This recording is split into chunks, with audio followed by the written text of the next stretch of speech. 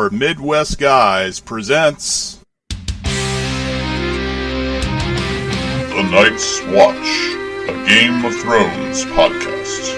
Night gathers, and now my watch begins. I am the sword in the darkness. I am the watcher on the walls. I am the shield that guards the realm of men. We watch, we listen, and we remember. The past is already written, the ink is dry. I thought he was the man to lead us through the long night, but I was wrong. I'll show them what Lannisters are. What we do to our enemies. How do you know this? That's what I do. I drink, and I know things. I believe men of talent have a part to play in the war to come. I will never set a ground for it. You could help another climb those steps and take that seat. I'm not going to stop the wheel. I'm going to break the wheel. They have no idea what's going to happen. The real war is between the living and the dead. And make no mistake, the dead are coming. Hello, everybody, and welcome back to 4 Midwest Guys presents The Night's Watch, a Game of Thrones podcast. Today we'll be reviewing Season 6, Episode 5, The Door. With me today is Stephanie. Hello, hello. Her husband, Johnny Z.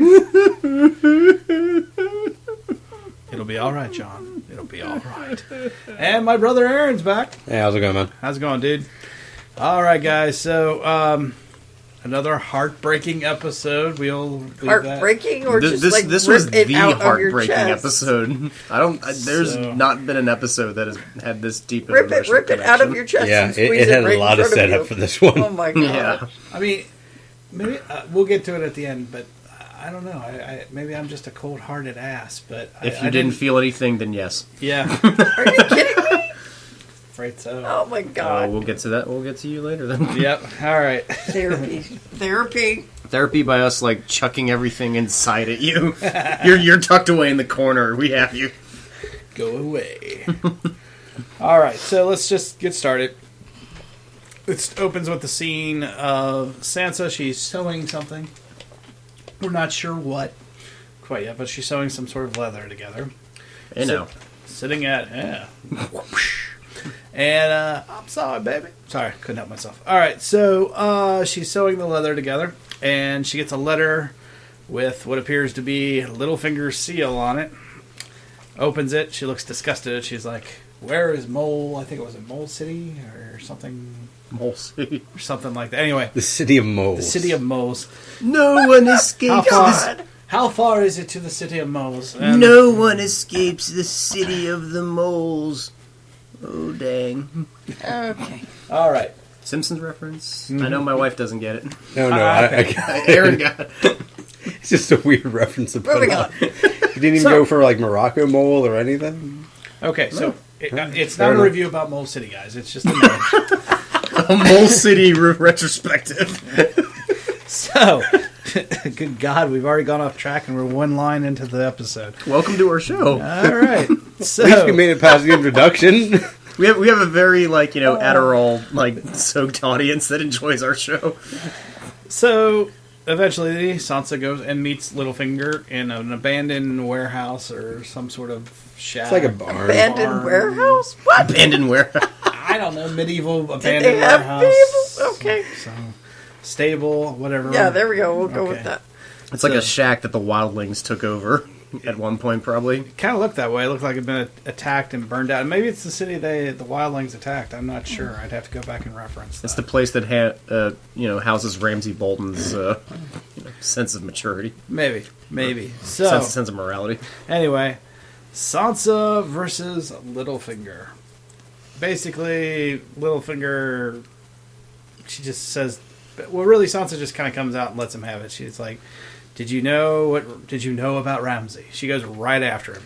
She's not pulling any that punches. Little statement. If you knew, then you're an enemy to me. If you didn't, you're an idiot, sort of thing. Exactly. Because the entire time, Bran's in the back just holding the sword. I mean, it completely undercuts the way Littlefinger likes to start a conversation. Like from the last episode, oh yeah, she forced the conversation. Oh yeah, we see him direct the conversation the way he wants it to go. He tried to start that out, but she just cut him off. Sure she did. She goes further. She goes, would you like to know what he did to us on our wedding night? And she's like, no, yes, go ahead, I'll wait. Yeah, really. Well, what all do you think he did? I mean, Sansa is like... Just over and over again. And I almost want to say he looks shocked by what she's become. Yeah, I mean, these last couple episodes, she is not shying away from the horrors. She's turning around into, like, you know, from this, oh, I want to marry Joffrey, to, I'm going to kick your ass. No, it's more like, oh, I'm so afraid of what to do on my wedding night, versus, yeah, you want to know what went where? Yeah, exactly. And but, I mean, she just keeps going before he even has a word to say. She's like, what do you think he did? What do you think he did to me? And he's like, Littlefinger's like, he beat you? Come at me, bro. It's the most general sort of statements he could have. And he's... It's almost like a court scene, like an interrogation going on.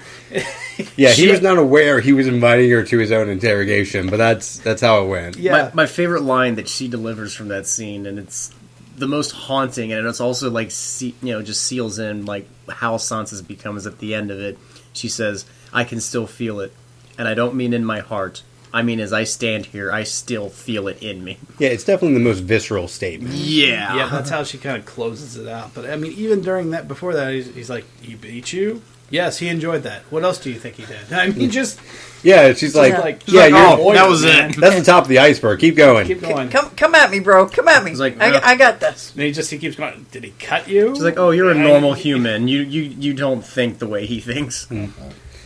But, let's face it, in typical... Baelish manner, eventually he starts to turn, or at least he tries to turn it on. I think he does kind of succeed a little bit towards the end, of at least in sowing a bit of doubt into her relationship with Jon by the end of it. At the very end, yes, but even before that, where he's like, well, what would you prefer? Would you like me to die? And she's really, I thought that was kind of the most like pathetic moment for him. Not like, really, because he's using that. That seems like an out. Yeah, well, because that felt like she threatened him. She's like, I'll have Brienne cut you down. You can't even protect yourself against Brienne. Yeah. Should I have her cut you down? So that was, honestly, that was almost his way of saying, go ahead, kill me. I win if you do. Yeah, he's like, well, I'll do whatever you like. Would you like me to die? I will die. But I think there's a part of him that does, I mean, like, throughout that whole scene, there is a part of him that did, like, resent the fact that the Sansa he dropped off was not the same woman that's standing before him. Yeah. And they go into the whole army thing. He says, I have an army, your brother. He goes, your brother has... My brother has an army. No, your half-brother has an army. Yeah. And there's the key. That's the end scene, where... that's where the doubt is set. Before that, he brings up the moment with her uncle reforming, like, the Tully army. Her uncle Blackfish, was it? Yes, Blackfish. Who we thought has been missing for this whole time. So apparently one of the missing people has been found. Right. So a little bit of good news for her. Again, the typical Baelish, giving them a little bit of hope or giving them something for them to grasp to, so he can start manipulating. And the seal, obviously, he's going to be on one side, and Jon Snow's going to be on the other when it comes to Sansa. He's going to be pulling at her going forward, I think. Yeah, so. It definitely seems like setting up for further manipulation down the road. Oh yeah, absolutely. Okay, so on to the next scene. A girl gets a second chance. Welcome back to Bravos. Arya is still getting, even though after she kicked her butt after being blind, I think her name is Waif, the other girl in training. She has no name. Yeah, the other girl. She may have no name. The other girl with no name is kicking her ass. Now, whether Waif was holding back before when she was blind, I don't know. But something has changed because she's literally getting her ass kicked. She has hated Arya from day one. Oh, yeah. She's never liked her. And you can even tell, the last couple episodes. Yeah, you see, the resentment in her facial expression. Yeah. I love there's one part where she drops the stick down right before she just turns, but she doesn't really turn her head. It's just like a crooked, full body sort of thing back at her. Like, oh, you want to go again. This is going to be fun. Well, I'm waiting for the Lawrence Fishburne, hand wave thing. Hand. Yeah. I'm classic kung fu pose. Yeah. Mm-hmm. Yeah. But eventually... the faceless man, a.k.a. Jesus, comes and rescues her. Ewan McGregor? Basically, after telling her origin story to the Faceless Man, the founders of the Free City, he basically kind of given her history of. Yeah, there's a really funny bit in there where she asks, like, well, who was he? And he's like, he was no one. Yeah, exactly. Yeah, it's like when you're trying to give a history, but you're not like giving any of the actual details the way we would normally say it. But we do kind of learn that they sell their abilities, essentially their tasks, their assassin skills are indeed assassins because they are guns for hire. So for as cool as the Faceless people are, they're basically controlled by the loom of fate from Wanted. Possibly. We don't. He says that a price is paid. We don't know what that price is yet. That could be anything. Yeah, a price has been paid for a life. Yeah. Why is one life more important than the other? Right, and it's all about. He said in the history, he said that they were provided services and almost like a goods trade of goods. It's kind of like they're mercenaries then. Kind of, and a mercenary assassin kind of thing. Yeah. So assassin, hitmen for hire. It'll be interesting to see. It also kind of goes with the religion a little bit. They believe in worshiping the god of death, and they bring more people to the god of death. Yeah, the god of many faces. Yeah. So anyway, the Faceless Man says the girl has gotten a second chance. She will not give a third. He gives her the vial of 5 poison. is right out. Poison. And basically tells her that she has to kill an actress, essentially. Please be Kristen Stewart. And then he says, either way, he says, the girl has been given a second chance, she will not be given a third. And then he threatens her, essentially says, either way, a face will be added to the wall, regardless. So basically, if she doesn't do it this time, she's going to be the face on the wall, essentially, is what he's telling her. At least that's how I took it. I don't know, what do you guys think? Yeah, I mean, that's pretty much what we, have gathered from this point. Yeah. Anybody else think anything different? No? Okay. No. All right, just wanted to check. Make sure I'm not off on my own little tangents here. Okay, so next scene, she's back as the clam. She's in her clam girl outfit that we saw from last season, I think. Yeah, just like the poverty kind of. The poverty girl. The matchstick girl. Yeah. Right, matchstick. There you go, matchstick Well, girl. she's got to fit in with the crowd, so yeah. Yeah. So she's in the crowd and she sees this play, and it's the play of basically Robert Baratheon's death, essentially, and the war that happened afterwards, their version of it. Yeah. Kind of funny. I thought it was really funny, and it's really interesting because she's more or less watching her father get beheaded again. Right. Like, it's reenacting, and it's further testing in that kind of mental way. Well, and she's actually laughing all the way up until the point they bring out Ned Stark, and they make Ned Stark a bumbling fool. Yeah, He's it's an also idiot, interesting just to see how the actual kingdom reinterprets, like, what we've seen so far. The entire thing, that entire scene reminded me of in the season 3 of Avatar: The Last Airbender. That's actually what when came they go to mind see for me too. The Fire Kingdom's reenactment of what of Avatar is. Yeah, it actually is really similar. It is incredibly similar. That would make me so happy if I found out that George Martin took inspiration from Avatar: The Last Airbender. So Robert Baratheon is a big fat fool in the play. Yeah. Cersei have him like farting to death. Joffrey is a little just kind of he's a not whiny portrayed kid. as the monster he really was. He's a whiny pissant, but he's trying to be noble, sort of thing. Right. And then you have like their interpretation of Ned Stark, who is this greedy like country bumpkin, and it's like that is the weirdest thing about it. About as far opposite from Ned Stark as you can get. Yeah. So we've had like 3 different versions of Ned Stark at this point. We've got the Ned Stark that we've seen from season 1, and then we see the flashback where it's like, oh, how did my father defeat this great swordsman? You find out he made it up, and now we've got like Bravos's version of how they see him. Yeah, the bumbling idiot. Yeah. So Ned Stark is probably the one that wears many faces. Probably, and then she, and then they Sansa's in the play as well, and that's where they got the younger actress or whatever. Yeah, and that's also where they have like the small Tyrion. Yeah, and then there's another midget playing Tyrion. Yeah, with a really big fake nose on. Actually, I thought it was just a guy on his knees. No, it wasn't. That probably been funnier actually, but no. And actually, probably much more offensive. But anyway. A lot more offensive, but it's. But yeah, it is what it is, right? I thought that whole scene was interesting to watch because she's watching all of this be played out. Like, she's already seen up to the point where she's like, ran away from the castle. Mm-hmm. She saw her father, like you all said, she saw her father get beheaded. Yep. And she basically got split away or ripped away from her sister. Yeah, and she hasn't known or seen any. She doesn't even know if the rest of her family's even still alive. Yeah, that's essentially like she did get a bit of a summary of everything. She got a summary of what happened to her sister. That she got promised to Tyrion and all. Or what was what happened. She saw that, but she hasn't seen or anything past that. Yeah. So she almost felt sorry for Sansa. Mm-hmm. I think she realized that, she wasn't given the life she was But wanting. but my thing is that she doesn't know if the rest of her family's still alive. She may never know. Yeah. But the only way she's now, finding out is through popular media. And she did see the Red Wedding though, or the aftermath of it. Okay, well that's true. Yeah. So, the rest of her. Right. I know I have Jon Snow out there somewhere.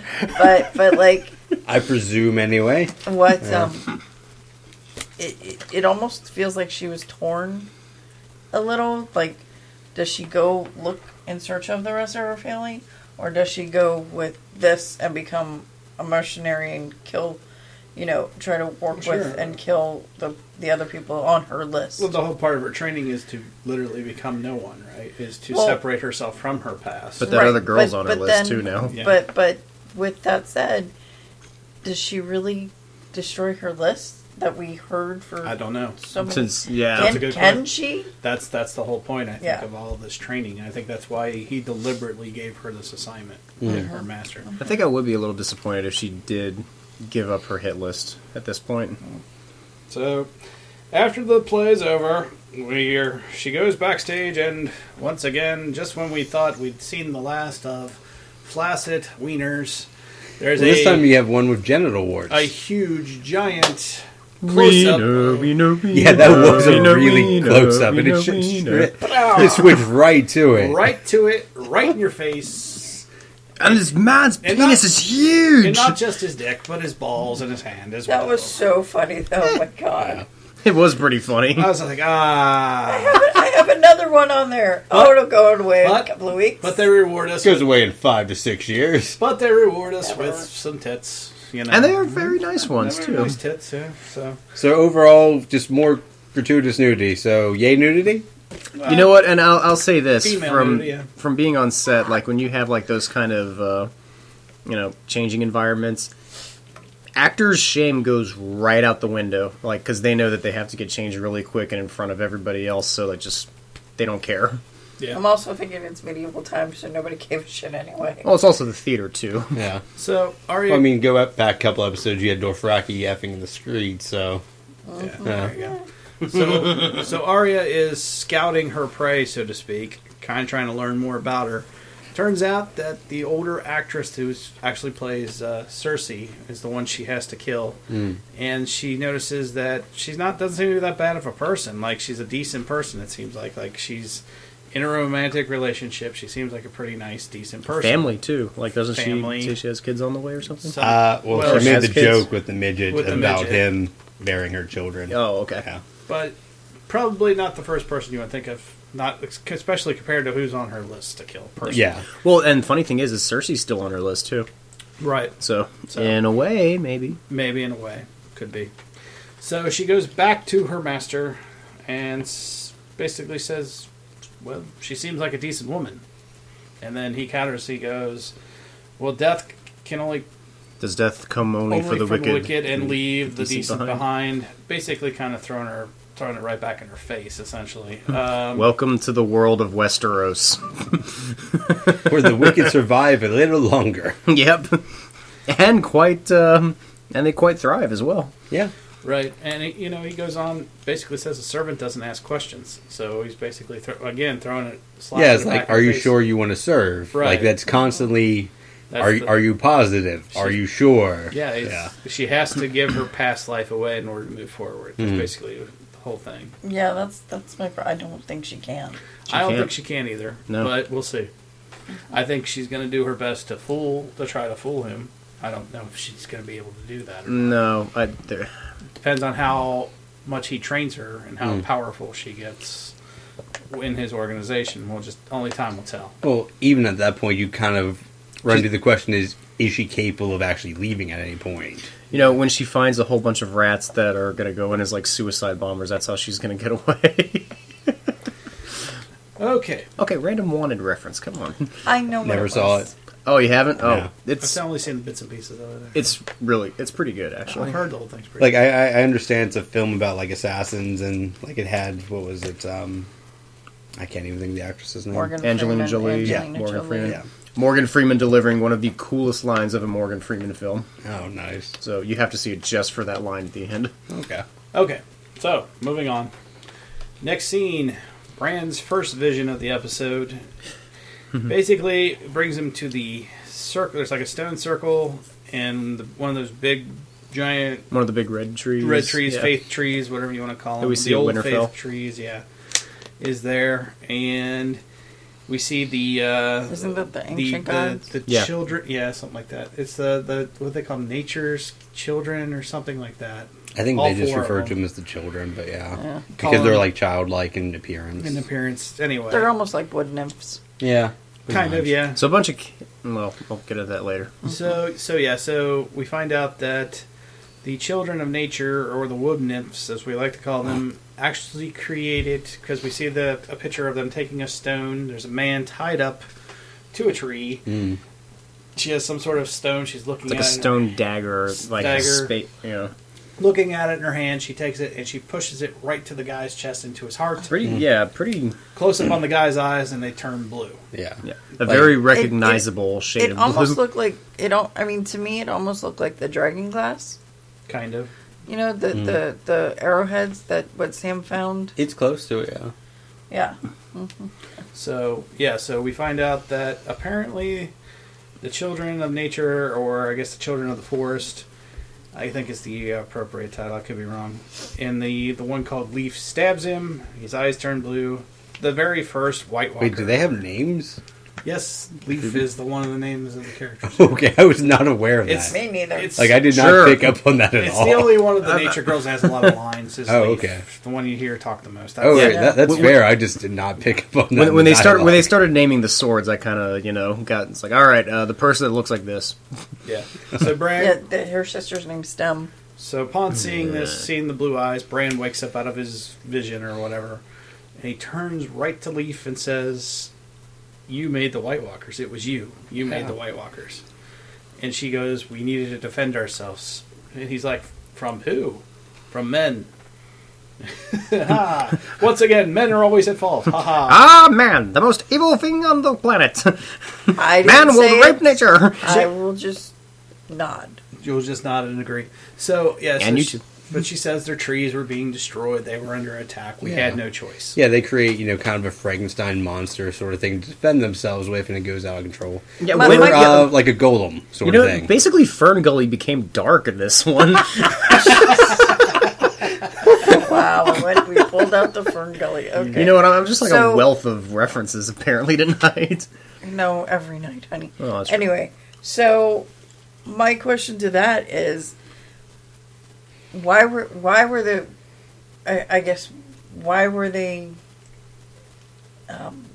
Sorry, late night. Why did they feel scared? Why did they feel threatened? They're at war. They're at war, apparently. No, why did they feel threatened against the men? What was happening during that time? Why were the trees being cut down? Well, they were expanding. What's the bigger question or the bigger picture? Is that why were the trees, I guess, of the old gods being attacked? Mm-hmm. What was going on during that time? Well, it might not necessarily been the trees of the old god as much as just the trees in the forest itself. Well, because the one tree where they skimmed over had like blood tears coming out of it. What was going on? Well, it could be they've had them since the first season, haven't they? Yeah. I mean, it could be like the nature symbolism in Lord of the Rings with, Tolkien making the whole thing like a parable of the Industrial Revolution, the Industrial era at the time, when mankind started progressing so far. Like, they started cutting down more forests, they started expanding more. I mean, hell, we are getting like a bunch of nations. So yeah, I mean, that's at a core of a lot of fantasy, a lot of, you know, I mean, this is at the core of a lot of fantasy. That's probably what's happening here. It's like this: the world of man is starting to expand. Nature, you know, will inevitably push back. Yeah, you see that a bit in Ghibli films as well. Oh, Princess Mononoke easily. Or it could just be Al Gore decided to write this episode. Oh, jeez. An inconvenient truth. You know, it's more interesting than this goddamn slideshow. Anyway. All right, so moving on. Next scene. So when you become the king of the Iron Islands, you can drown, apparently. No, it's an initiation to drowning. Yeah. If you drown and die, you don't become king. I actually found this to be one of the funniest things. It cracked me up. Like, I was just waiting for him to, like, look, like, oh, he's not waking up. Well, send in the next one. I was kind of hoping for that, too. Like, it was a weird sort of, like... But it's like the end of the sequence here. We got a bunch to cover. Yeah, it was a weird Monty Python sort of moment it could have transitioned to. But if you think about their tagline, for lack of a better term, you know, what is dead may never die. Yeah. Okay, well, you drowned him, so he resurrected? So what is dead may's kind of drowned? So may come back? Apparently, they worship the drowned god, and they're led by the drowned king. And now, if you don't come back from being drowned, the god didn't like you. Well, I guess maybe that was the nation. The nation, the nation rejected their first slogan, which is, "What is dead is dead." It just, you know, the more I find out about these people, it's like Theon should have just stayed on land. I mean, he stayed away from these nuts. Yeah, they're kind of the country bumpkins of, like, Westeros. Oh, my God. Kind of. It's like they're spend kind a of little too much time at sea. And you know what? This is like the West Virginia hillbillies of Westeros that are, like, you know, stuck on islands. Did you notice the crown going on his head? It was a bunch of, like, you know... I actually like the crown. It's like driftwood. Driftwood? Yeah. Was it driftwood? Okay. Well, what made me laugh was the fact that it was a couple scenes, but what was it? When when the drowned god, quote unquote, Uncle Greyjoy, by the way, if you're a god, how do you drown? Yeah, when Uncle Greyjoy walks up, he goes, "Yeah, I killed the king," and everybody just stood there like. Okay, but before we get to all of this, no. Before any of this, I mean, the thing when they start this whole scene out. They're trying to make a case as to who is the rightful heir to the throne. That's what I wanted to start. Moot. Who is the king's moot as opposed to the Ent moot? Their election process, apparently. Right, which is essentially a bunch of drunken hillbillies saying, "I should probably be king." It's a caucus. So to describe the scene to those who haven't seen it, basically they get stand in a circle. What is wrong with you? She declares, "Yes, what's It'd wrong?" be weird to be and why are you listening to this before you podcast? watch it? Oh my God! He's like, "I won't pay for HBO. This will be enough." But as host, it is part of my duties. Therefore, so real quick, so they do the king's moot. She declares her candidacy. Yara declares her candidacy for being king. Theon Greyjoy steps forward. Theon says, "Well, he isn't. He didn't step forward. He was called out and said, "Why aren't you king?" That's right. Another one of the bumpkins goes, didn't Balin Greyjoy have a son? I mean, wasn't there a penis in there somewhere? We've never had a woman for king. Just be out there like washing them clothes or whatever. I reckon I'll kill them. having them babies?" And of course, Theon, when he's called out, gets up and, I hate to say it, delivers the best speech that he's ever delivered by supporting his sister and said she is Ironborn. Yeah, like she's been here when no one else has. Right. It's like she's been out in the world. She's seen it. But of course... So she's this close to becoming queen, essentially. Yeah, like they're already chanting her name. And then all of a sudden... out comes Euron Greyjoy. And of course, like any country bumpkin family, in any good backwoods family, always worry about the uncle. Oh, jeez. So basically, he comes out and says that he should be king. And I'm paraphrasing. You really should watch the episode. But essentially, he says great speeches all around. Great speeches, but he says, "I killed the king." He was an asshole. None of us liked him. And nobody objected, apparently, to this. Right. That's probably one of the funniest bit is like, I apologize, I didn't kill him years ago. That's what made me laugh at the whole thing. I'm like, are you kidding me? Yeah, the entire process is like the most comedic element to this entire show. And Yara's like, well, then I need to kill you because you killed our father. Yeah. So, moving. Okay. So, and there's so much to talk about here, even though it's not even a long scene. So, he gets picked to be king. Well, he gets picked to be king because he's like, oh, you're going to build a big fleet? That's a great idea, but I'm going to do it, and then I'm going to give it to, Khaleesi. And then we're going to be married, and we're going to rule Westeros. Because she's going to see my penis, and she's going to love it. Well, yeah. It's just like a bar. Like you're bragging about who you're going to bang next. And Yara, being a female, goes, oh, you're going to seduce her. He goes, no, my fleet's going to seduce her. I'm going to have sex with her. I was like, what? Excuse me while I whip this out. I'm like, are you for real now? It's like... Anyways, so they have this ritual of where they literally drown Euron. He's literally the priest is high priest. He's holding him under the water. Damn high priest again. May the salt water take away Euron Greyjoy and replace him with the king. Blah, blah, I don't want to see what these baptisms look like. It's violent, man.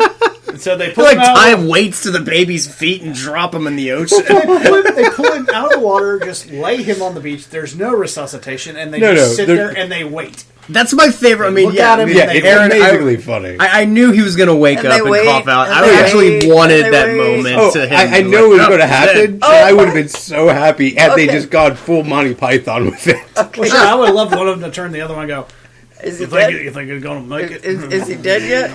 Either that or just bring out, like, all right, who's the next candidate? Come in the water. What happened to the person we were supposed to kill here? But no, he does. He wakes up. Come on, who's going to volunteer next? And we crown King Pacey the First. And oh my god! And his first act is, "Where's my niece and nephew?" They're running for their lives. Wait. No, this is by far my favorite line. Let's go kill him. Yeah, that's pretty funny.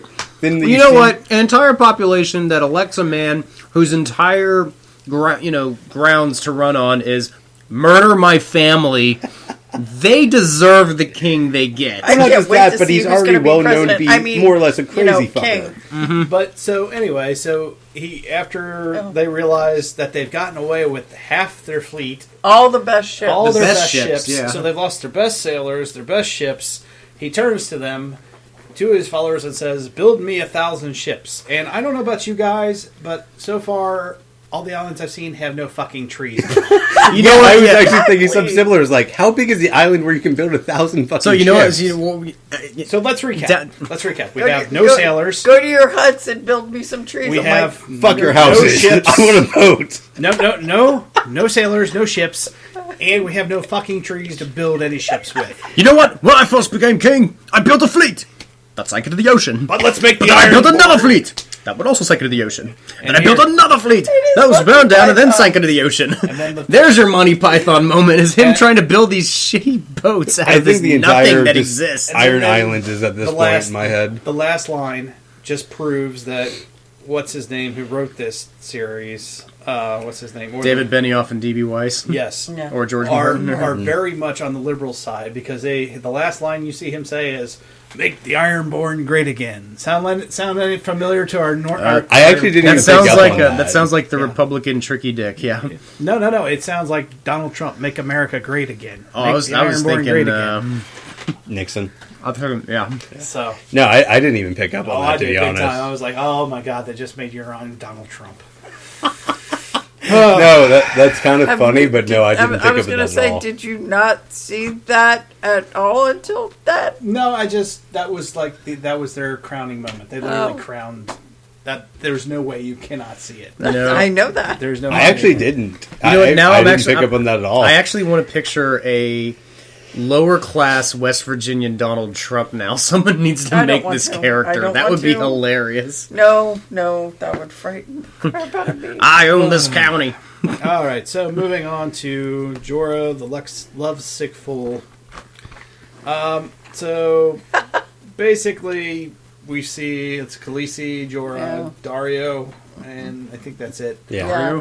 Dario, yeah. Dario, whatever the hell his name is. Dario Argento? The guy that got replaced. It is Dario. Yeah. And she's like, I twice banished you. You came back twice. You saved my life, so I can take it back, and I can't send you away. What the hell do I need to do with you? And basically, he turns to her and goes, you have to send me away. And that's when he shows her his grayscales. He shows her. Dun, dun, dun. Yep. Yeah. And that he basically tells her that he's going to...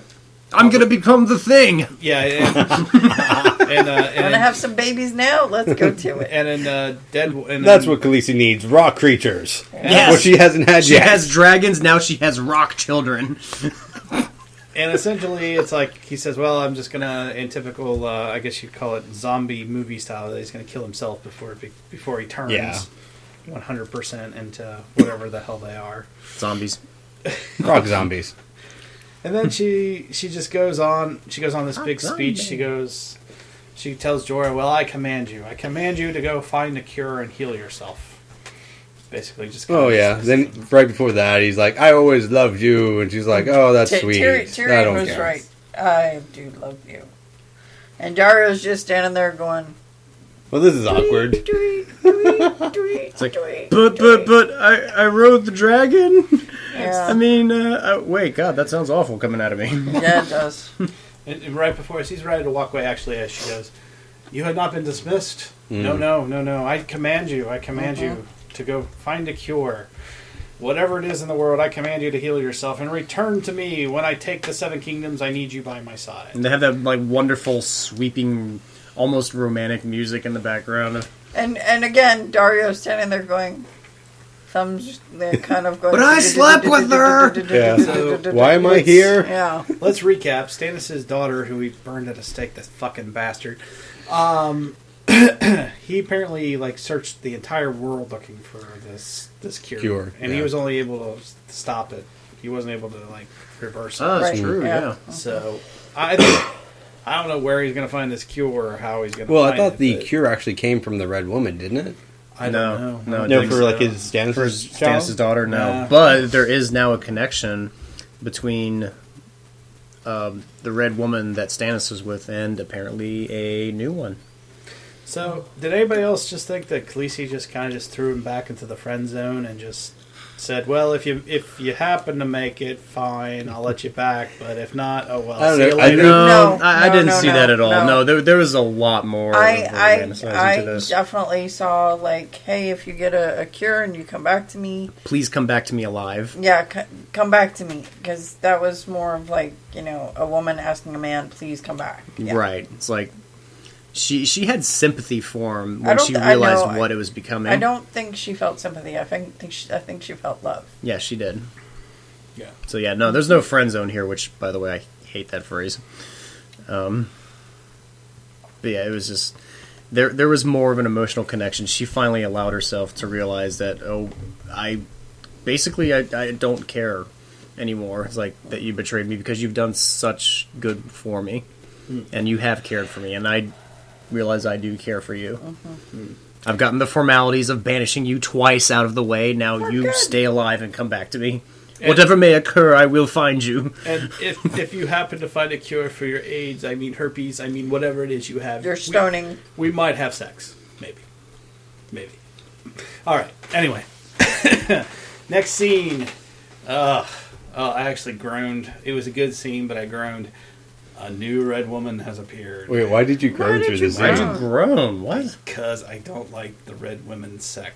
They're evil people. Anyway, so... If you didn't have them, we wouldn't have Jon Snow. Anyway. I just want to see what happens when she takes her necklace off. Anyway, so... She's one of the dragons. Well... Apparently, she's the first of the Red Women. She's the highest in the church, or at least that's how they announce her. Is she the highest of her sect? Yeah, I think so, because they announce her as being the first servant of the... saying sect, because I think you keep saying sex, and I'm like... Sect. Yeah, she's the highest of her sex, yes. She's the highest of her sect. So essentially, she might even be older than the other red woman. So they might hang a lot lower. So she takes No, it not off. gonna ha- they're not she gonna- takes it off, she becomes dust. Poof. No, they're not going to hang lower. They're going to be like crinkled. She was beautiful though, yeah. All the red women are like, yeah, So- or both. Part of all, the all of them necklace. died. Both of them. I mean, So the scene actually starts off, though. We find out that Tyrion's pact with the Masters of Astafor seems to be holding up. Nobody's died in Temporarily. 2 weeks. Kind of a temporary ceasefire is holding. Not much else is going on, so at least diplomacy seems to be working for now. And that his big concern is that he wants the whole world to know that it is actually Khaleesi that's responsible and not him. Yeah. Because he wants to make sure that that's the... Yeah, not only responsible for, them being free of slavery, kind of free of slavery, but also, for their security and safety and all that thing. Exactly. And to help with that, he announces that he's recruited somebody new. Or new blood, I think he even called it. Friday the 13th, part 7. So Q, the new red woman. Well, there was a red man, and then he introduced the red woman. Okay, yeah. You're right. So yeah, it was the high priestess of the Red Temple of Volantis. So this is from Volantis. Yeah. She's the high priestess of the temple in Volantis, which is one of the cities I believe that is at war. I thought Volantis was the one that was had where the rock thing came from. Isn't No, it? that's Valeria. Okay. This is definitely one of the cities that are warring or that are supporting the Volantis is handing them the money. Money, yeah. Oh, okay. So another political move by Tyrion here. Master of political moves. Master of politicals. And of course her words are, Daenerys, boy, they're big on this. Daenerys is the one who was promised, she says, her dragons of fire. are made of fire and flesh. A gift from the Lord of Light. Yeah. Blah, blah, blah, Fire blah, is blah. light. Fly into the fire. You'll be fine. So, and in direct contrast with obviously Melisandre saying, well, Jon Snow is now the prince that was promised. Well, I think Varys brings that up even. So the red women the are entire basically... time Tyrion's just like, shut up. This is working. So obviously their sect just attaches to whoever's the most popular and power and goes, you're the one that's promised. Well, I would in this laugh one's if that- defense, at least she actually is able to endure, she's fireproof, so it fits with the religious theme. I would laugh if We the haven't entire... set Jon Snow on fire yet, so we'll see. I would laugh if the entire red sect was actually just a giant prank group that is like the bug zappers of this world. We just they have killing everyone people. come to the fire and then they just... And so basically the devil sets her terms out and turns to Tyrion and says she'll summon her priest and spread the word that Khaleesi Daenerys has been set to lead the people out of darkness, blah, blah, blah, blah, blah. Ugh. I hate these people. You don't like any of the religious sects within this, Westeros, though. No, I don't. Well, Not to so be fair, the way Other they than portray all of them is awful. The only one, portray them as awful people that do awful the things. only one that doesn't seem to be out for anybody is the Three-Eyed Raven. He's the only one so far. Well, yeah, but that's not really a religious thing as much as... is, in a way. He's more of an embodiment of the old ways and what they worship instead of just actually, setting out to have people follow him. The Three-Eyed Raven is almost like a part of nature. It actually uses nature to go back and forth. Attached to the roots, yeah. Right. So it's more of a naturalistic, kind of the old god versus old Lord school of Light paganism would be of like Westeros. the new god. Huh? So old school paganism of Westeros. But, why not? But luckily, Varys is there, and good old Varys, who was mutilated by a member. It turns out the sorcerer that mutilated him was actually a member, it turns out, of this sect. Of this. Well, it doesn't actually suggest that, but he did a similar practice. But he he has every reason to doubt her. He says all this stuff is there was also a woman that believed Stannis Baratheon was the one who was promised, and now look what happened to him. That band he was defeated by the guy sitting next to me. Right. I just love Tyrion throughout this entire scene, just looking at us just trying to make peace between the two of them. Varys, He's just Varys, shut up. I've got this to work. Shut the fuck up.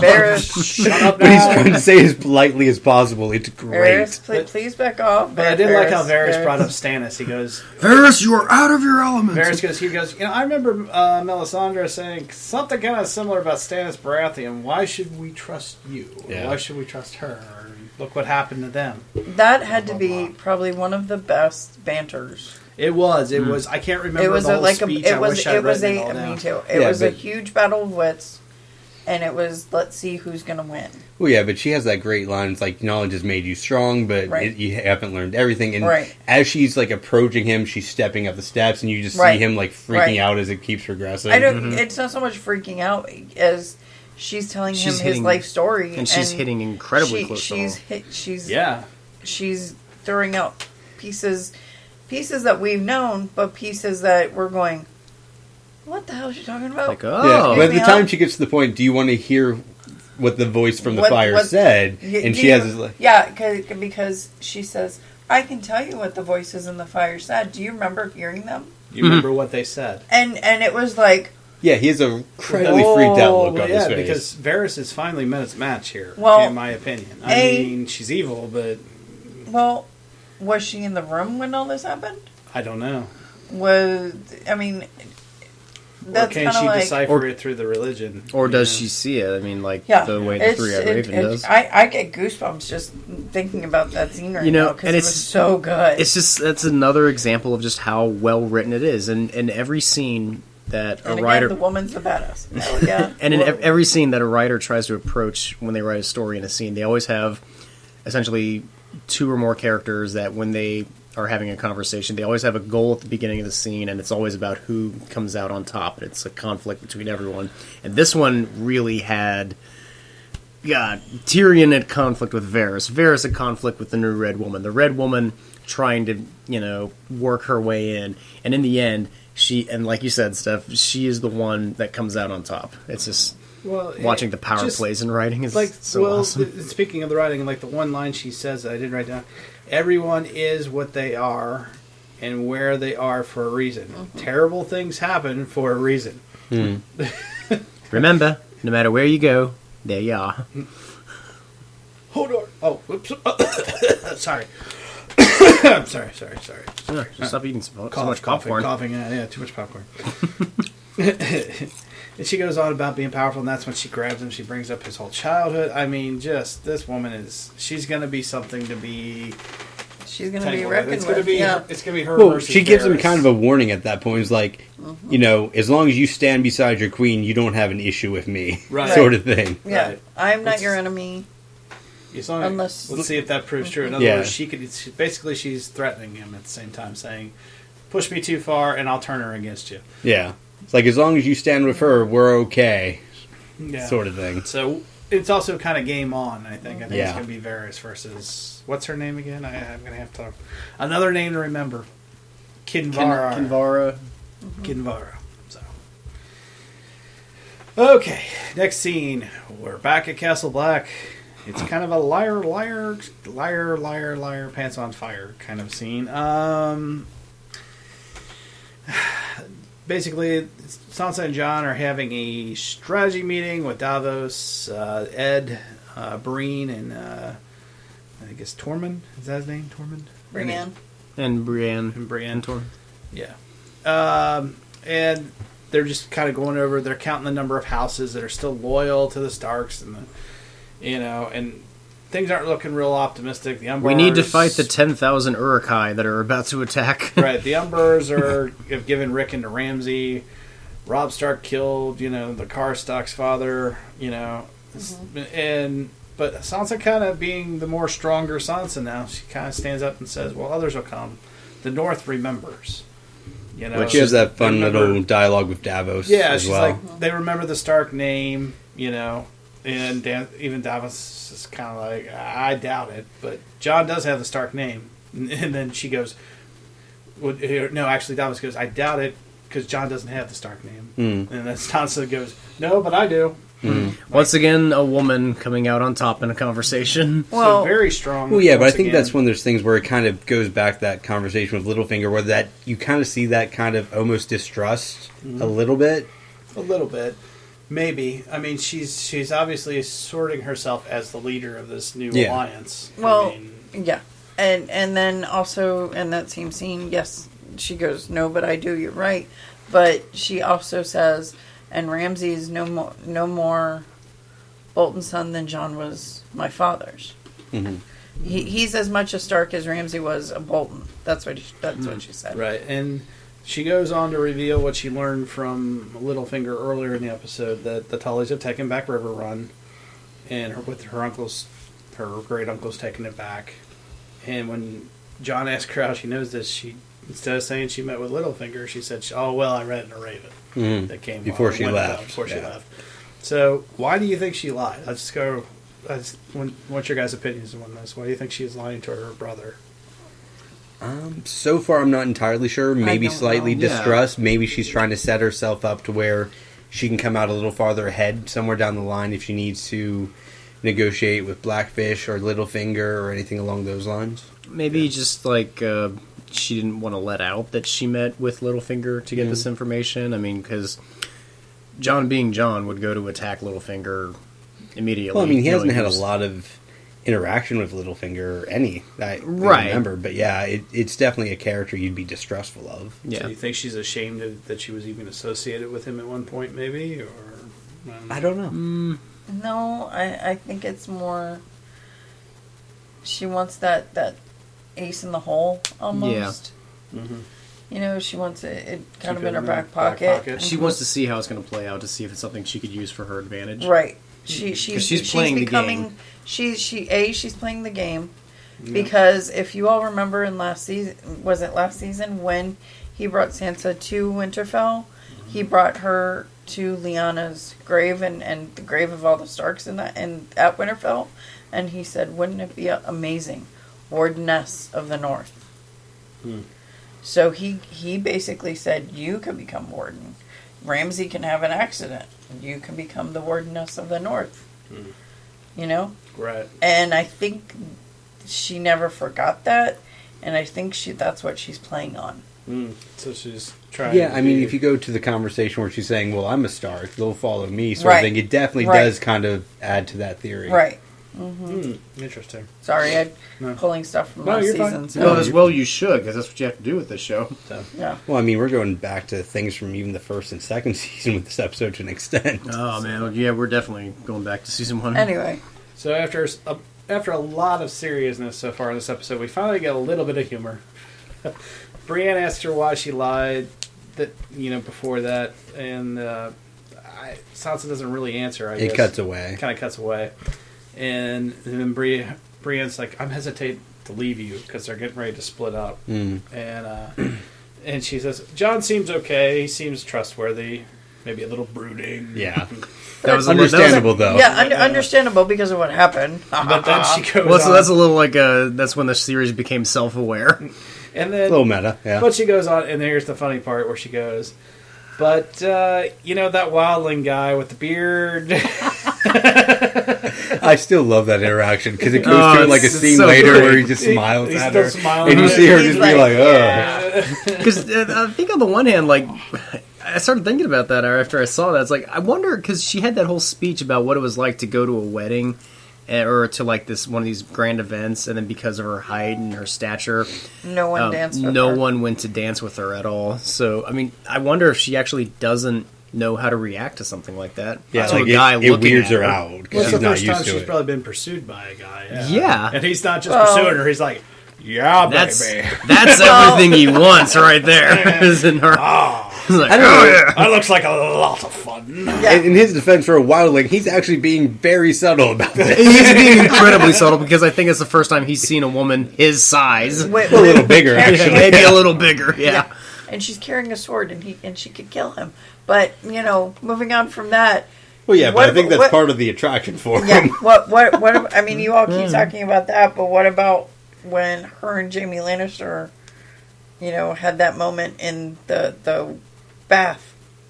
Yeah, Jaime had a moment with her, but I mean, it's nothing like this. No, this is hilariously funny by far. The way the actor that's playing the wild guy. Oh my god, I love hilarious. it. Yeah. All right. That's a nice tasty bit of meat. All right. Sorry. When did Sean Connery become part of this thing? Okay, Well, I'll say this though: the wildlings have become less the bumpkins of Game of Thrones now that we've kind of gotten into Ironborn the Ironborns on. Yeah. So the romance continues. Hopefully they keep that going for a while. My God, That's pretty funny. Yeah. Even if they hook up, I still think it'd be funny. I think at one point she should just look at him and say, "You know nothing," just to kind of keep it up there. Well, it's a great scene, and before it transitions to the other one, you have that small bit where it's like, "Should we close the gate?" He's like, "I'm not the Lord Commander," and he's like, "Oh shit, no one else here is in charge. All right, close it." And actually, no one's in charge of Castle Black anymore. And I did get yeah, that's true. It's just kind of it's all default. It's kind of well, they're probably down like half the people. Yeah, as well. they got like 1/4 of people. It was so well. Moving on from that. So, but I did get a little out of sequence. She did say, "Well, John will protect me," and Sansa, he will keep me safe. He's my brother. And then, but Brienne is being the smart. She is smart. She's not just a brute. Mm-hmm. I mean, she's pretty damn smart. No, there's nothing. Then why did you lie to him? Yeah, Right? I mean, she came out of nobility. She is Yeah. actually pretty intelligent as far as the show depicts her. Right. So it'd be interesting to see where this runs and how they're going to go out and try to rally what houses of the north they can. So should be quite interesting. Well, we do find out what she was sewing there finally. Yeah. In that final scene between, with Sansa, you see she hands her brother, half brother, a wolf-lined cloak. Had like the Stark emblem That's on it. right. Yeah, because she's like, here you go. You're wearing my uniform she's now. wearing one also, and she says, "Here, I made this for you." Yeah, 'cause she's got the dress with the wolf on it. Right. And he looks like Robb Stark to me now when he Does put he? that on. That looked a lot like what Robb Stark. Well, throughout the whole thing, go on. Go ahead. No, you're fine. I was gonna say, like, instead of looking like Robb Stark, he's kind of getting like the Sam Winchester reactions with just the kind of the crunching, brooding face, which one of my friends has described as like a a fart face, like when you walk by and smell it. And for me, I kind of almost distrusted Sansa in the way she handed it to him. Like, here, I made this for you. Like it's lined with anthrax. Well, I kind of feel like there are times I feel like Sansa is using him. Oh my God, yeah. But at the same time, she's still her brother, and even if she does rise to power, he'll always be by her side, and she's always going to treat him that way. But I think she's going to feed him to the wolves. I pardon my throwing this out there, but I'm almost sure she's going to feed him to the wolves. She's going to go real dark, huh? I don't know if she's going to go that dark. I mean, I think Littlefinger got to her in last season and said, "You can be Wardeness of the North." I think that's what's kind of building here. See, I think she's comfortable. She's going to be a leader without being the actual head of the household. Like she'll run things. She'll be the real leader. I think she's setting herself up to being like the actual leader. All the women are going to be in charge by the end of the show. Yeah, boy. Westeros is We'll see. She might go dark. If she goes dark, it'd be interesting. Because according to the witch, Cersei's going to outlive her children. So because the one that's going to go dark, I always thought was Arya. I would have said. Well, I mean, she's an assassin. So. She's gone dark, but she's gone badass. Is what she's. Okay, everybody, emotionally gather yourselves. Take a deep breath. Well, sorry, you're. I'm okay, but you guys. Yeah, but you're leaving out a big part. When everybody leaves the Castle Black, and this I don't want to. What the hell? Like, what a stable boy walks up to John's friend and goes, "Should we close the gate?" And he goes, "I don't give a fuck. I'm not the Lord Command." And he freezes. He goes, "Close the gate." Moving on. That's true. Yes, I forgot about that. So a little Castle Black. A little bit of someone's in charge somewhere. It's kind of like these. It's kind of like, damn it, Jim, I'm a doctor, not a. Oh, I am a doctor. Yeah. Oh, moving on. All right, so big ending. I don't know if I could do this one. Big scene. I don't know if I can do this. Let it in. Let it out. Hold on. No, say it ain't so. That was awful to watch. So. Let's just give the short version, and then after I go through it, we'll talk. The short version. So we're going to go through the short version of what happens with the visions first, right? So, basically, BRAN notices that everybody's asleep, including the three-eyed raven. Yeah, he tries to wake him up by throwing a thing. He makes to see if he's awake. Yeah. And tests him out. He's obviously he's asleep. Everybody's asleep. So Bran goes off on his own on a vision quest of his own. Ends up in the middle of the dead army. Comes face to face with they're calling him the Night King, and now apparently. Yeah. And the Night King basically grabs his arm. Yeah. He wakes up, and it's like he saw me. He basically left his mark on him with there's a hand imprint on Bran's arm. Brand's like, he saw me, the three-eyed ravens. Did he touch you? Did he touch you? I need an adult. Or he says he will touch you. He's like, well, he's like, the three-eyed ravens like they'll be coming for you. He's like, and Bran's like, well, the cable will protect us like it has in the past. It's like, no, not though with his mark on you. Not with his mark on you. Yeah, he can get here now. He knows where you are. Yeah. So I'm trying to catch up. I'm actually abbreviating my own notes here. So basically, the three-eyed raven's like, you have to leave. Time to go. He's like, and the raven turns to him and also says, it's time that you became me. Yeah. Bran goes, all right, am I ready? And the raven goes, no. No. Yeah, actually, rewatching that, I almost take that as a very literal statement. Or like, it's time for you to become me. Like, especially because how this is depicting time travel in this universe is everything is kind of already him. Yeah, like I actually think the three-eyed raven is like Bran from the future. Like he goes back in the past to like more or less teach himself. Teach him, right? Because that's an interesting theory. I thought about that. Yeah, because essentially this. I thought that too. Yeah, like this definition of time travel to go with is like everything is kind of fated to be what it will be. Like even if you try to change the past, you're just making it happen. Like that's the variant of time travel it's going with. It's subscribing to the 12 Monkeys theory of time travel instead of the Terminator, where it's it's very much destined to happen. See, and I believe that, and I also thought that. And it came right at the end of this episode where I was like, "Oh, yeah." I mean, if and maybe that's why you see like the three-eyed raven keep showing him like the pictures of like or vision of his father because he's just as emotionally invested that as his younger Bran is. And he tells him, "Don't get involved." Yeah, because he knows. And there's constant warnings of don't stay too long because maybe you can get stuck there. Yeah, like maybe he can travel in the past but not future, sort of thing. So. To finish the scene, sorry. No, it's okay. We went on. I have no problem with that. So they basically Bran and the three-eyed raven go on a last vision together, so to speak.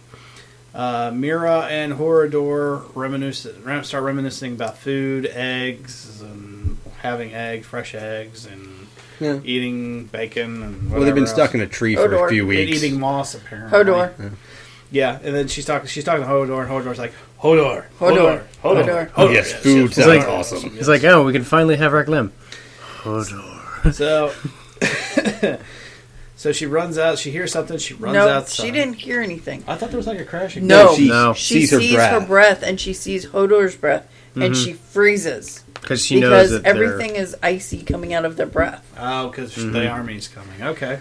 The army's right outside the door. It's not that it's coming. It's right outside the door. It's right frickin' there. So she runs outside, and sure enough, there is the Dark King, his generals, and the entire freaking undead army. Basically, they're pants crapping moment. They're trying to the children of the tree, children of nature, or whatever. Yeah, whatever.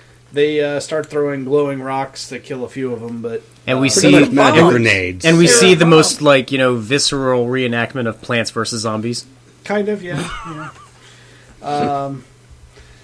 So she kills up some. She goes back into the cave. They make then you have that little fire thing. They make their own ring of fire. Yeah.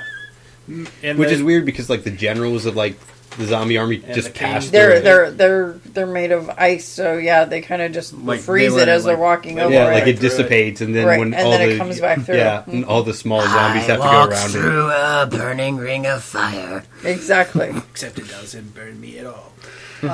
So Mira's yelling to Bran, "Wake up! Wake up! Wake up! We need to warg Hodor. We need to take control of him. Wake up! Wake up! Wake up!"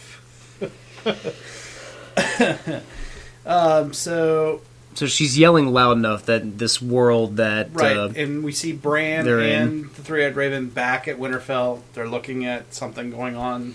Yeah, you have Stark talking to his father, talking about if you're going to fight, win, sort of thing. Right. Yeah. Right. Protect And your brother. She starts hearing them, we need Horador, we hear the voice, and even Three-Eyed Raven says, you should probably listen to your friend. You need to go. You need to leave me. And he turns to Willis, the younger version, and he takes control of Horador through the vision, which is kind of wild. Yeah. Into itself, right? So, And then, as they're escaping, one of the coolest like visual moments in this entire scene, when they surround the Three-Eyed Raven, and in the vision you just see him just dissipate into into nothing, dust. Yeah. Oh, yeah, but that's But Mira takes out one of the generals. Yeah, she stabs him, and then you see Bran's wolf try to go after the zombie. God, more dire wolf deaths. That's 2 in one season. That was awful. Yeah, it's like the yelping bit of it that makes that really bad. Oh, that killed me. It's the yelping that gets anyone. I mean, Jesus. Yeah, I think there's only one left now. Yeah, I think Ghost is pretty much... Ghost and Arya's, which is run away. She had to chase it away, but... Yeah, I guess he's still alive. Still out there somewhere. Much like Arya. Yeah, very true. Yeah.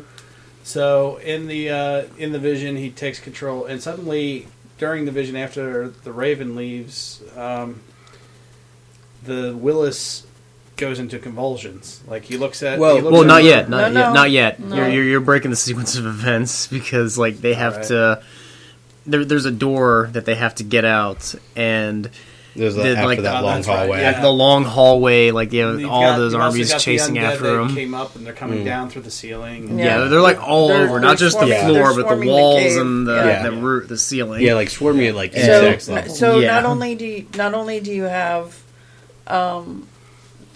his direwolf sacrifice his life for Bran, but then you have the child of nature Leaf sacrifice her life. Yeah, she goes all suicide bomber on it. Yeah, she and she was happy to do it, and she blows a few of them up, kind of slows them down. She buys them more a little bit fire, of time, right? And they finally make it to the door, and you're like, okay, are they going to make it out? Because you see them coming through the fire, and it's and as they're coming out, they have to brace the door. Yeah, and then Marine Mira off. Yeah, Mira's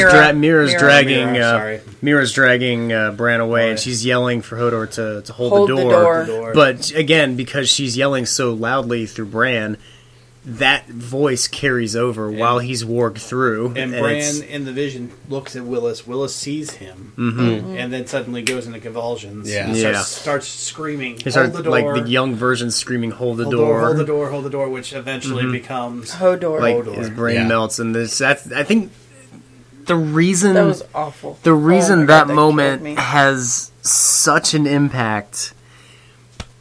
It's like what you were saying about predestination. It's the fact that everything that we have seen up to this point, I mean, there's no escape, basically. There's no escape from what's written. Well, what's weird is Bran's been manipulating him the whole time. Yeah, and yet he's the one that actually gets him killed. I don't feel it's manipulation. I feel Hodor, I feel like Hodor loves him. Yeah. It's like the double dash carts in Mario Kart. When you both coexist in the same... I feel like Hodor loves Bran and would do anything to protect him, and he has in the past, and he's been Bran's caretaker. Because he's been carrying Bran this entire time. Because Bran has no legs to walk, as we know. Right. But I don't feel it's manipulation. I feel it's sacrifice. And I feel that as the direwolf and the child of nature...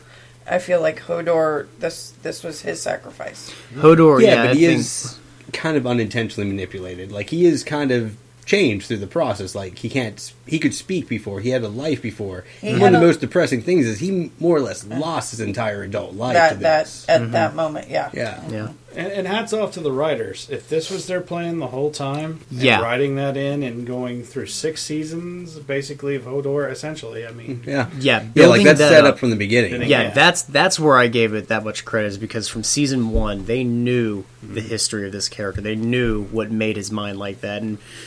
While you're connected to Hodor, because you see him, like you said, carry Bran this whole time, because, something in his past says I have a connection to him. I want to protect him because he knows. Well, he's Bran. he's a Stark, and Hodor has been part of the Starks since Ned was a child. Yeah, but I think, just to see that, I hate to say it, this is why I think it gets to me as much as it does, because for as long as Hodor has carried him and protected him and allowed Bran to warg into him and still be there the whole time and to do the final moment.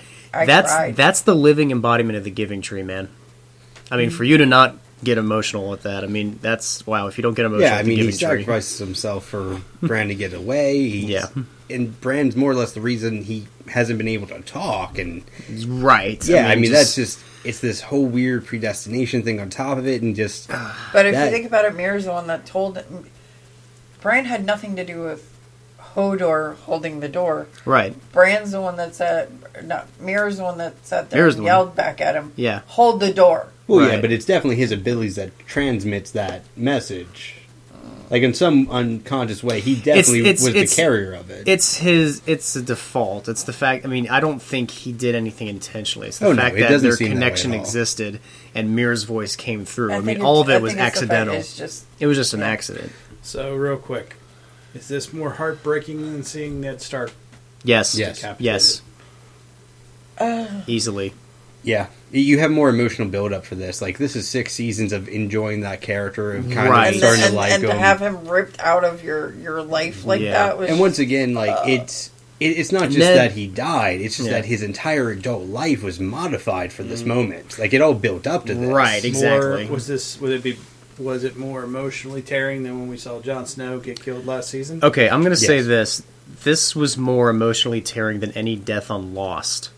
This was more this is up there with the emotional scarring of that Futurama episode of Jurassic Park. Boys. All right, close, but not quite. Oh, no, I mean, it's up there. Has anybody given thought to... And I just did this right now, and I went, oh, crap. So, Hodor's being killed by the dead army. Oh, crap, yeah. Hodor, isn't he going to come back to life? He's going to be a zombie Hodor, yes. He'll be back. He'll come back as Kill Bran. Kill Bran. Or Mira, you know. Or just kill. But I just, going through all this, at least with the zombies, they don't seem mentally there as much as just flesh walking. Right. So still, that's an awful lot of power walking. Yeah. Mm-hmm. It's like having a giant taken down and then being reanimated as a zombie. Well, and Jon Snow and Daenerys are finally like, we have an army. The White Walkers are like, we have a Hodor. Yes, but I have a giant. Yes, but we have a Hodor. We got dragons. So, yeah, and I'm sorry, I was like, oh, wait. Yeah, we might see a zombie Hodor in a few episodes. That would I'll be honest, that would be as scarring as watching Robb Stark being marched out with the head of his dire wolf on him. So, all right. Anything else about Hodor? I needed. You're so wrong. I am cold and heartless. Yeah. God, I needed a few minutes after that episode just to kind of like regather myself. I mean, so just when you thought they couldn't do it to you again, no. They never did it to me this bad. Like they never broke me down. I never spoiled any of this for my husband. Yeah, it was your fucking Facebook post there, Brink. Hey, I said I would. All I texted him after I watched it was, good luck. Yes. It was a very emotional show. Yeah. Besides, all I did was put on a... You put that picture of the doorstop with Hodor on it. Yeah, that doesn't mean anything. Except to a person that's been trained to read symbols. Listen here, you big baby. Stop it. Okay? But no, seriously, like even seeing that, it just... Yeah, I wasn't prepared for like the emotional impact that had because... No. Yeah, just realizing that 6 seasons. It wasn't just like watching any other show where they just kill somebody off and there was no build up to it. This was built up from. This was let me rip your heart out and crush it in front of you. Right. I mean, it's because he's such an endearing character. I mean, he's an innocent. You never even thought. You know what? You're like, he's truly the only innocent that the show had. Yeah. He really is, and that's the other thing that's even more heartbreaking. The death of innocence. Yeah. That it was literally the death of the only death of innocence the show ever had. And honestly, he really was. Even going back to Aaron's, thing of his entire adult life was screwed. Yeah. From that point on, when except maybe Stannis' daughter. When Willis heard "hold the door," everything just changed for him, and it wasn't his fault. So, do you think he knew? Do you think he saw the end? I think he knew it was probably coming? Yeah, that's the other thing time? I think too. Like, he didn't care. He just knew he had to protect Bran the whole time. That's again and again even more nobility in Willis Hodor, or however you want to see him.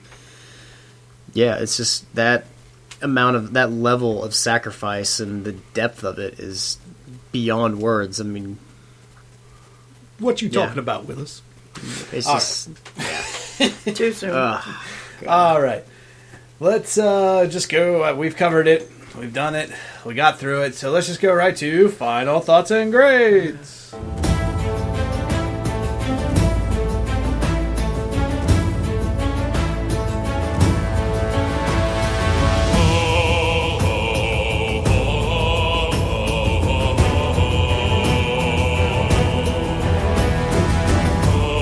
All right, Aaron, I'll give you the first. Another solid A. This is probably one of the most emotionally impactful episodes of Game of Thrones, and probably one of the biggest deaths. Well, at least in terms of emotional impact, and it had the most build up for it anyway. This is a great season in terms of seeing just Tyrion continue on and trying to rebuild that kingdom, and just there wasn't really a bad scene in this. Like, the slowest scene of the whole episode was Khaleesi and Jorah, yeah, the love triangle. Yeah, like that was the slowest, kind of most boring scene in the entire one, and even that's an okay scene. Yeah, it wasn't bad. Yeah, I mean, when your slowest scene is involving Khaleesi, yeah, you got something good going for you. Yeah, pretty much. And even then, it's not even a negative scene. It's just that is the slowest scene compared to the rest of the show, which was just non-stop. Things are kind of just fascinating. Watching stuff progress. And another thing too is, like, you don't even really have any action until like the last 5 minutes either. Yeah. Like, there's no fights, there's no battles, there's no I was actually going murders. to bring that up, and I'll just go right to my final thought. I give it a solid A, definitely an A+. I mean, come on, it cost us Hodor. I mean, why not? I joke. I've been joking about it. It's how I deal with my heartbreak and my own emotion. But I thought it was a great episode. Not a lot of action. Some really great dialogue. Some really great scenes. I even loved, even as much as I hate her, I even loved the idea of the new Red Woman coming into the whole thing between her and Varys. Awesome. Well, who knows? Maybe they'll have the Red Woman take on the High Sparrow at one point. Maybe. Hey, let's get ready to humble. I want to see the three-eyed Raven go up against, or Bran is the new three-eyed Raven go up against the Sparrow. Kill them all. But yeah, I mean, that, and we also got a little history. We got to find out where the White Walkers came from. So, pretty damn good stuff. So, yeah, great episode. Another reason why I tune in every week, and the reason why I do this podcast. So, Steph? I give it an A-. Ooh, where's the negative points? Yeah. I very much enjoyed the show. I very much felt it was a pull at heartstrings and very emotional show. Yes, that's why I give it the A.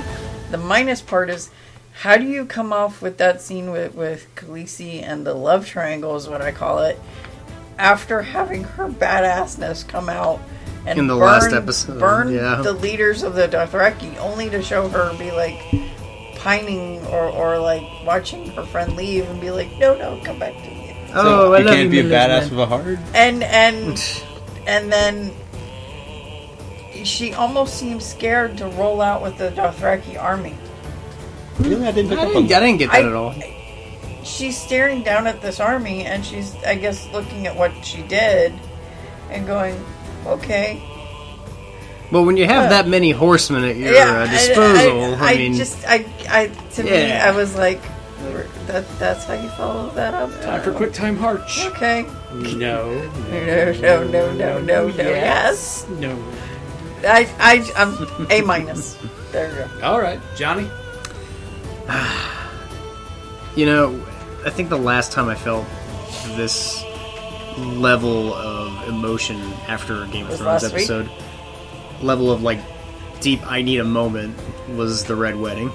Oh, coming God, straight off yeah. of that, because I mean that was a moment I turned the TV off and just went. We just sat there, we were just like looking at mouth each other. We dropped couldn't say anything for probably a but- half an hour. I remember that. Yeah, but I mean, the episode's an A for me because, dear God, I mean, we're having theoretical physicists talk about the time travel of Game of Thrones now and how it's on par. I mean, this is like, I can say from personal experience, time travel is a very, very, very, very tricky thing to write. I mean, you have to get everything correct. You have to know every little detail. It is the most precise kind of writing anyone can take on, and the fact that we're throwing in time travel in this season and we're giving it this deep of an emotional connection. Time is a wheel. I mean, time is predetermined. I mean, we go back and evidence exists. I mean, there's no multiverse theory of Game of Thrones. There is only one universe. So, I mean, you've got an intellectual side that proves just how smart it is. You've got wonderful scenes with great dialogue again. You've got pretty awesome, like, you know, Night King evil villain stuff to make you just like, you know. And then, God, that death of Hodor. I'm saying it right now. This is a death scene that needs to be studied, just for how well it was done, how much they built up to it, how much they've invested into it, how they gave you all this connection, so that the theme could come out that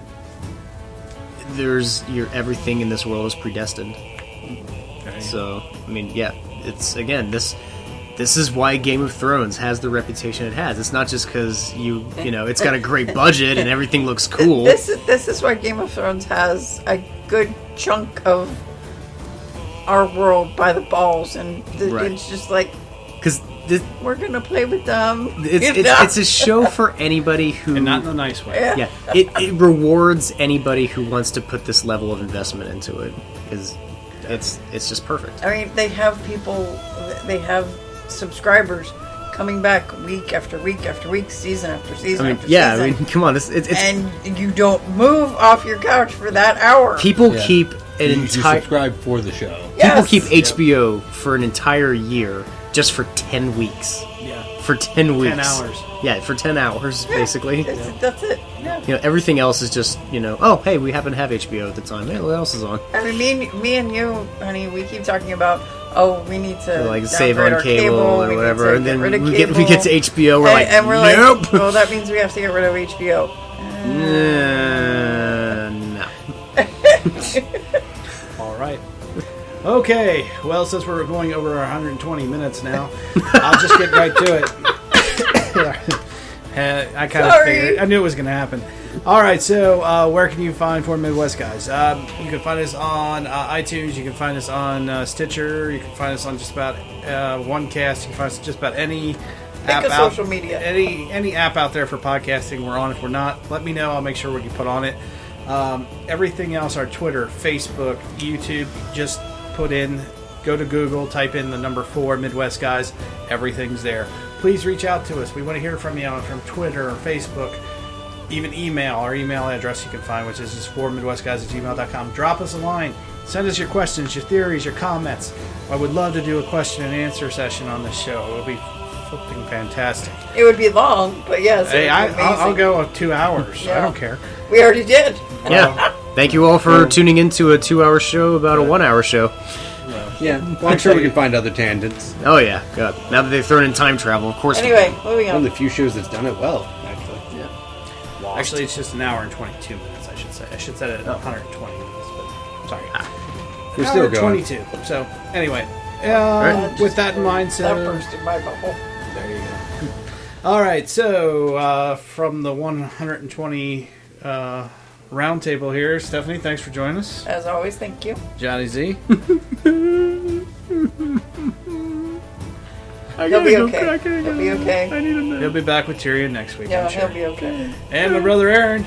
No problem. And myself, B. Willie, saying, Keep your guard up and love no one. Be a cold-hearted bastard and you'll be fine. Hodor! Watch the show. God damn you, woman! Hodor! Hodor! Hold the door! Oh, fuck off! Oh, fuck you.